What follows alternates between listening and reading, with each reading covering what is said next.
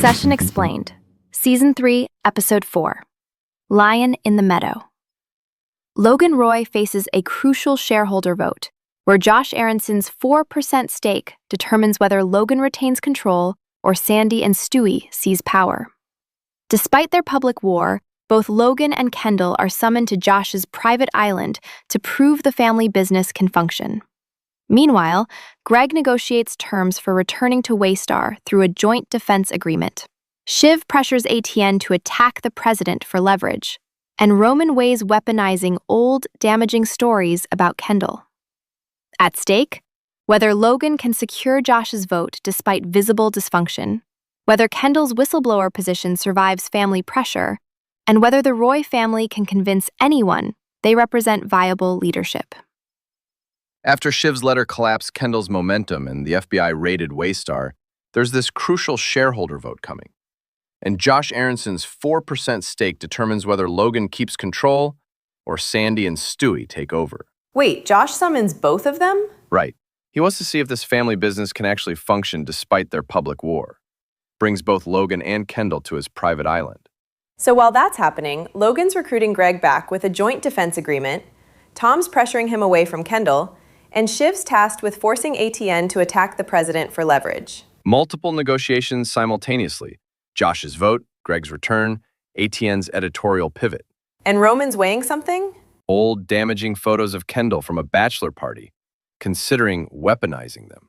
Logan brings Greg to his apartment offering a joint defense agreement, basically bringing Greg back into Waystar's legal protection. But Greg realizes he can negotiate terms instead of just accepting. What does Greg ask for? He settles on Park's operations. But the important part is Logan letting him negotiate at all, treating him like he has leverage. Meanwhile, Tom's researching prison facilities, literally ranking them by amenities while terrified about incarceration. Then recruiting Greg with false friendship and veiled threats. And Shiv's pressuring ATN host Mark Ravenhead to pivot against the president. Does Ravenhead resist? Initially, but Shiv successfully forces the change, asserting that president title authority Logan gave her. So Greg eventually signs? On Josh's island, Logan and Kendall attempt this joint pitch during a hike, trying to convince Josh the business can function. But they keep undermining each other with hostile accusations. What kind of accusations? Kendall brings up the cruise cover-up. Logan dismisses Kendall's credibility. Josh can see this is completely dysfunctional. Then Logan suffers physical collapse from heat exhaustion during the hike. Kendall calls for the doctor and cart, but the family later accuses Kendall of deliberately letting Logan suffer to make him look weak. Logan tries recovering by claiming fatherly love for Kendall in front of Josh. Says, "He's a good kid, I love him." Does Josh believe it? No. The health crisis combined with visible hostility moments before makes leadership look fractured. Josh sees exactly what he feared: dysfunction and no viable succession plan. Josh withdraws his support after witnessing everything. Cites zero faith in post-Logan leadership. The meeting designed to secure his crucial 4% instead loses it by exposing exactly the weakness he was testing for. So the shareholder vote goes wrong? Logan loses that critical support because Josh saw both the health vulnerability and the family warfare firsthand. The family blames Kendall for the failure, claims he let Logan suffer deliberately.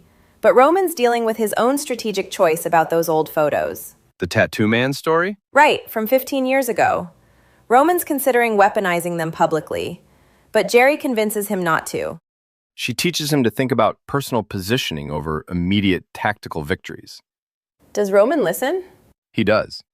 This is about how physical vulnerability destroys Logan's strength narrative at exactly the wrong moment, in front of the investor whose vote determines control.